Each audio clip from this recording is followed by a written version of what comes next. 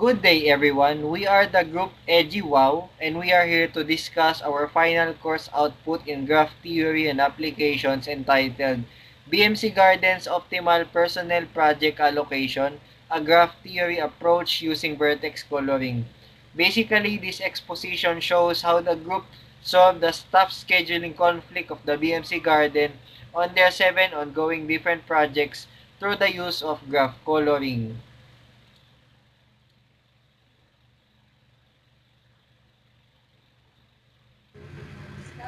Now, let's have the introduction. So, staff allocation is a perennial problem in running all types of businesses, imposing a challenge to all business owners and operators. BMC Garden, being an organization composed of 13 workers, is one of many companies that are facing type of problem. So to ensure that each of workers are allocated efficiently on each project, we utilize the concept of vertex coloring method to provide an optimal solution for this problem.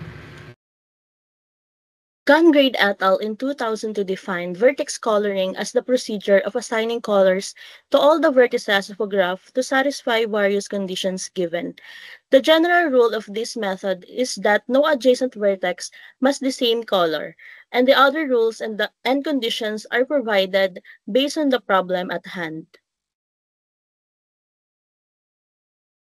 Gangrid et al. Also emphasized the efficiency and effectiveness of this method on their study, similar to our exposition, in which they use vertex coloring to solve nurse schedule problem or NSP and exam timetable scheduling.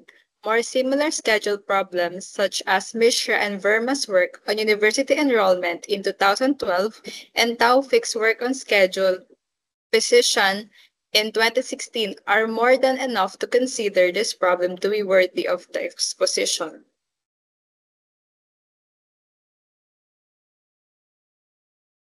Moving on, here are the listed objectives of our exposition.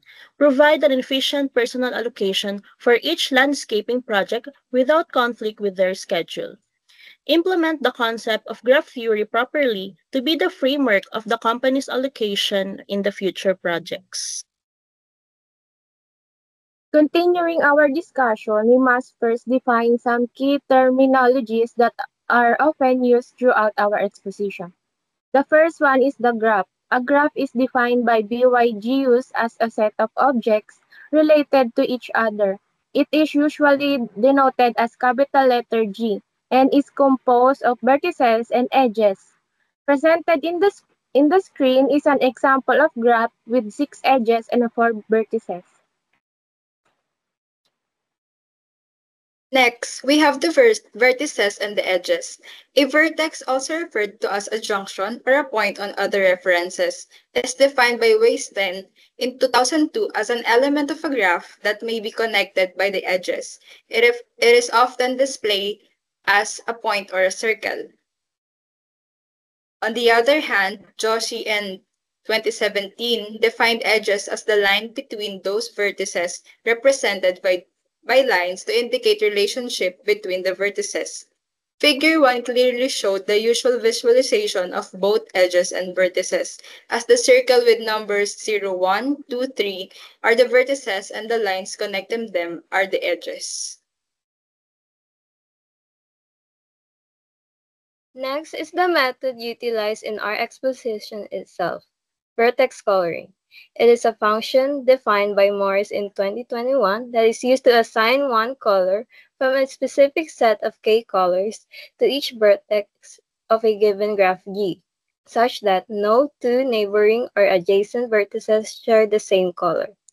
Moreover, it also divides the graph into different partitions, each grouped by different colors. Figure 2 shows a graph with 6 vertices and 9 edges, partitioned into 3 different colors.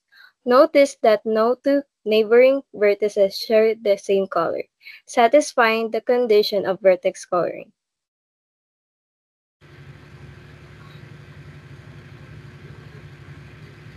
Next is the properly colored graph. A properly colored graph is a graph that satisfies the condition of vertex coloring, where all the vertices or edges have an assigned color be different from neighbors. Figure 2 is an example of properly colored graph depicting the three different colors that indicate partition for six vertices without similar colors to vertices adjacent to them. Moving on, the chromatic number of a graph is the smallest number of colors required to properly color a graph. A certain theorem called the four-color theorem is usually applied when finding the chromatic number of a graph, as it states that no more than four colors are required to properly color a graph under a two-dimensional plane. For example, Figure 3 is a more complex graph than Figure 2 with 10 vertices and 12 edges. It is properly colored by only using four colors satisfying the conditions of vertex coloring.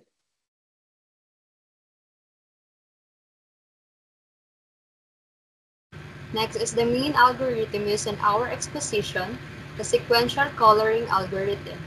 Zhu 1999 defined the sequential coloring algorithm as the method of manually coloring the vertices of graph one by one to carefully avoid similar colors on adjacent vertices.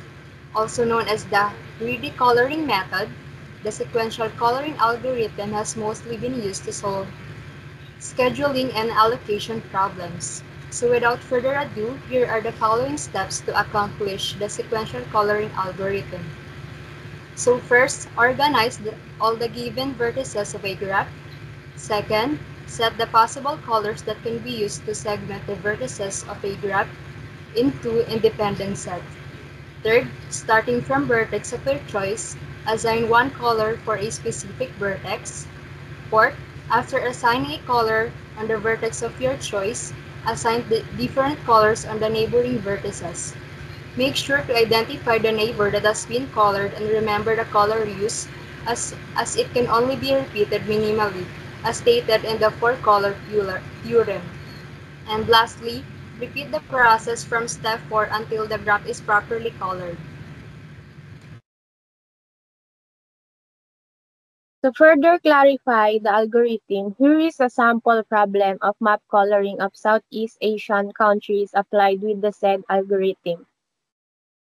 The problem at hand is the need to properly color the map using the sequential coloring algorithm. Hence, we listed each of the countries shown as assign a vertex of them. If the countries share the same border, an edge is assigned to show adjacency. For vertices, Myanmar, Laos, Thailand, Cambodia, Vietnam. And for the adjacency for shared borders, Myanmar, borders of Thailand and Laos. Laos, border Myanmar, Thailand, and Vietnam. For Thailand, borders Myanmar, Laos, Cambodia. And lastly, Vietnam, borders of Laos and Cambodia.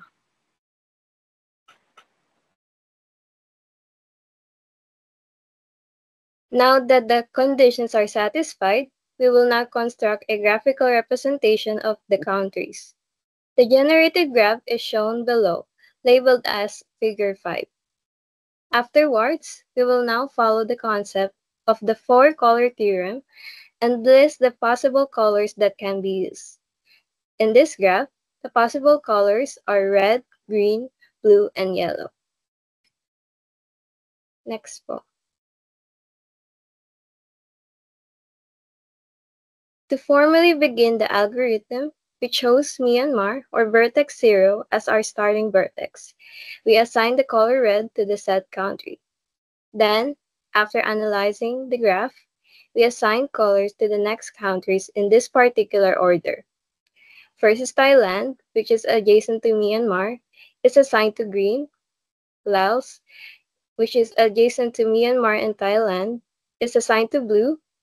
Cambodia, which is adjacent to Thailand, is assigned to red, and Vietnam, which is adjacent to Laos and Cambodia, is assigned to green. Figure 6 is now a properly colored graph of Figure 5. Next po. And lastly, we apply the colors in the graph to the map given previously, with the results shown in Figure 7.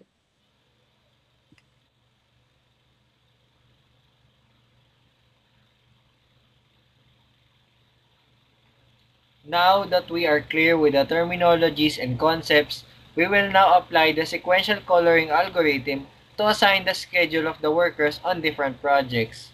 First, we must take note of the following working conditions. Number 1. The company must focus on only one project per day, assigning one project each on each day of the week. Second, each project must have 2 to 6 workers assigned. Third, no worker must be assigned to more than 4 projects. And fourth, a worker can be assigned to the projects scheduled on 2 consecutive days only once. Now, here's the list of the workers under BMC Garden and the assigned vertex and code for each of them. Guillermo Papiona is assigned as worker number 1 or W1. Hernani Estrella is assigned as worker number 2 or W2. Mark Pozo is assigned as worker number 3 or W3. Michael Pozo is assigned as worker number 4 or W4. Melvin Pozo is assigned as worker number 5 or W5. John Briggs Mataro is assigned as worker 6 or W6. Joseph Vanessa is assigned as W7 or worker number 7. Jose Papyrus is assigned as worker number 8 or W8. Joel Ongonion is assigned as W9 or worker number 9. Lemuel Betin is assigned as worker number 10 or W10. Michael Santos is assigned as worker number 11 or W11. Rodolfo Cabungcal is assigned as worker number 12 or W12. And Raymond Ganitano is assigned as worker number 13 or W13. Next, we now have the list of the ongoing projects of the BMC Garden together with the assigned codes and its scheduled day for the week. For the first project, Sanctuario de Anawangin San Antonio Zambales is scheduled on Monday and it is labeled as P1 or project number 1. Next is the Emon Polo in Zambales on Tuesday, labeled as P2 or project number 2. Next is R33 San Simon, Pampanga, scheduled on Wednesday and is labeled as P3 or project number 3. Forbes Park in Makati City is on Thursday, labeled as P4 or project number 4. Ayala West Grove on Calamba, Laguna on Friday, labeled as P5 or project number 5. Plaza Mexico in Mexico City, Pampanga, scheduled on Saturday and labeled as project number 6 or P6. And RT3 Xavierville, Loyola Heights, Quezon City is scheduled on Sunday and is labeled as project number 7. Then, we will now implement the sequential coloring algorithm while also taking into consideration the conditions given previously for the welfare of the workers. Our results are summarized in this incidence matrix labeled as Table 3. Interpreting the matrix into a graph, here is now the resultant graph of the interpretation labeled as Figure 8. The graph itself shows 6 different partitions represented by 6 different colors. According to the rules of the graph, workers connected by an edge indicate that they are working on the similar project. Therefore, the vertices corresponding to the workers who share the same color suggest that they do not and will not work on any of the 7 projects since no adjacent vertices must share the same color. The list of partitions is shown and summarized in the table below. Worker 1, Worker 13, and Worker 7 is assigned on red, which means that they do not work on the same project. Worker 2 and Worker 6 is assigned as yellow. Worker 3 and Worker 9 is assigned on green. Worker 4 and Worker 10 is assigned on light blue. Worker 5 and Worker 11 is assigned as dark blue. And Worker 8 and Worker 12 is assigned in pink.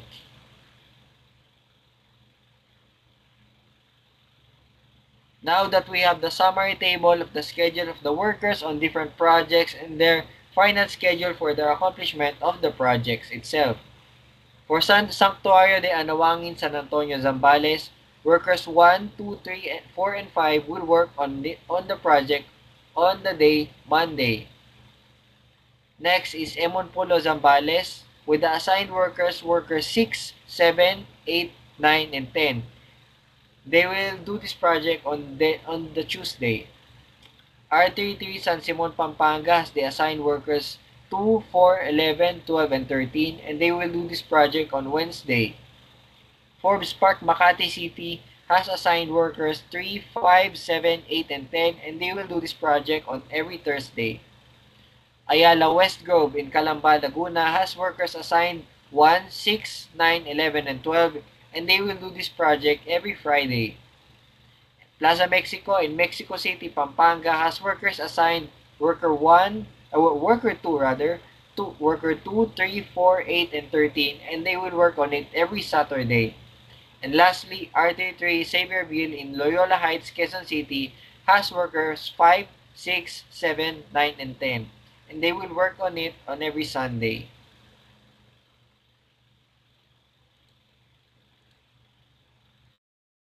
Conclusively, this exposition fully utilized the concept of vertex coloring under graph theory to figure out how to assign different gardeners to different landscaping projects.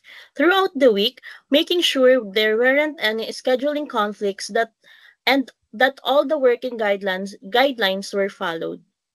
By representing each staff as a vertex in the graph and the edges as the representation of the workers working on the same project, this setup made it really clear how many people were needed each day and helped visualize any potential overlaps or shortages.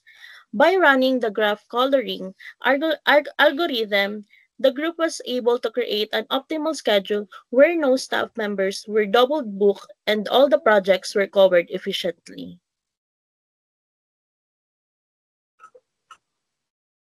The group utilized the software SageMath version 10.4, which actually shows how mathematical tools and applications can be super helpful for real-world problems like this. The results were pretty successful as the group managed to avoid conflicts and created a model that could be used for similar scheduling issues in other industries like event planning or agency staffing. This proves that the method doesn't just work in theory. It actually takes into account real life constraints, like how many days in a row someone can work and the maximum workload for each person. So it's practical and fair, aiming for both efficiency and quality in the work. In conclusion, this exposition shows that using vertex coloring isn't just about solving math problems. It's a practical way to manage resources and avoid conflicts, which is super important in any project management scenarios.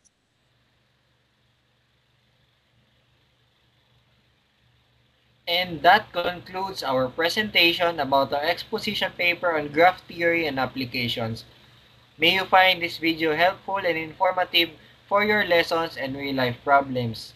Should you have any questions or clarifications, you are free to message the group to our accounts. Again, thank you so much for listening and have a nice day.